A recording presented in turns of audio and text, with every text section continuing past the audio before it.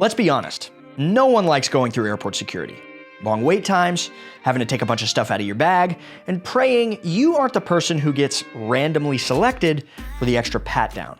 But if you know what not to do, the whole thing can be way faster and way less stressful. So in today's video, I'm sharing TSA line mistakes you really don't want to make. I'll cover several new updates the TSA's made to the airport security experience, and if you stick around till the end, go over a new rule that will catch even seasoned travelers off guard. Let's dive in. Let's begin with a quick win. Mistake number one is following TikTok's new airport theory. If you're on TikTok, maybe you've seen this trend because the videos have millions of views. It's called the airport theory, and the idea is you show up to the airport just 15 minutes before your flight, and apparently because everybody has already gone through security and stuff, that's gonna enable you to breeze through and board the plane without having to waste hours just waiting around. Please don't roll the dice on this. Some of the ways that this could go wrong. First of all, line length, unpredictable. There could be just a few people in front of you, or there could be a few hundred. You just never know. Now, of course, if you have TSA pre-check, that can speed things up, but I'm still very leery of just giving yourself 15 minutes. With some of the new tech that we'll talk about later, your ID might not scan properly, and you could be flagged for manual verification, which definitely adds time. You could also get unlucky and be pulled to the side for random additional screening. Depending on how many other people this has happened to, you could be in for a long wait. That's just the TSA part of the equation. Then there's getting to your gate from wherever security is. Do you have to go to a different concourse? You gotta give yourself enough time. I know this might sound like a dumb place to start, but that's because this is really dumb. Don't do it. Mistake number two is assuming state laws override TSA rules. A common misconception is that if something is legal in your state, it must be okay for airport security in that state. TSA follows federal law, not state law, and this can cause some serious confusion. Here's some common things that people try to take through security because they're legal in their state, but not legal federally. Cannabis. Even if marijuana is legal in your state, it's illegal under federal law. So if it's found in your bag, you could face some legal trouble depending on where you're flying to. Weapons. Now, I know this is hard to believe, but in 2024 alone, the TSA intercepted almost 7,000 firearms people were trying to take through airport security. And firearms aren't the only weapon that can get you into trouble at the airport.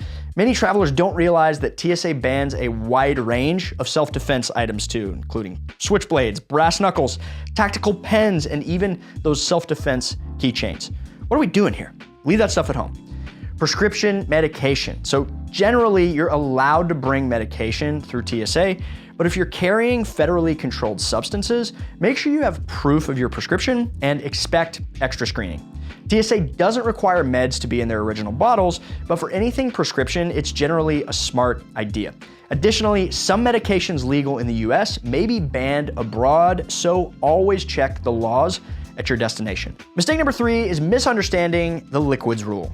TSA's 311 rule has been around forever, but it still catches people off guard. Here's a quick refresher for what you're allowed to take with you in your carry-on. All liquids, gels, creams, aerosols, and pastes go into containers of 3.4 ounces or smaller. They've all got to fit into a clear, resealable 1 quart sized bag, and you get 1 bag per passenger. 3, 1, 1. One thing that trips people up is what classifies as a liquid. It's not just liquids. It's gels, creams, aerosols, pastes, even food items like peanut butter and hummus fall into this category. So don't just throw a jar of the stuff in your bag and assume it's gonna be fine. It's gonna get confiscated. Now, I just wanna emphasize that the 311 rule applies to the TSA throughout airports in the US. Just because you have liquids figured out here doesn't mean you have them figured out in Paris, Bangkok, Sydney. It's always worth checking local regulations and being prepared for differences. Hey, if you've gotten value out of this video, please hit that like button so that YouTube knows to suggest it to other travelers like you. Thank you. With new screening technology being introduced in airports throughout the US, you hopefully won't have to remove liquids from your bag pretty soon, which brings us to mistake number 4, not preparing for the new screening technology.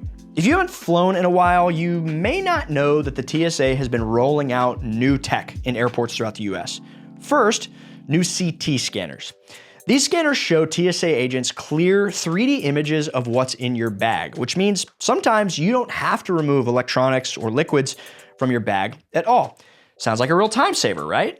Well, hopefully, but Rules vary depending on the airport, so you might still have to remove things like liquids and electronics in some airports. And 2, better scanners equals more detailed images, meaning some things that were fine before and didn't trigger anything might now trigger extra screenings, which means more time.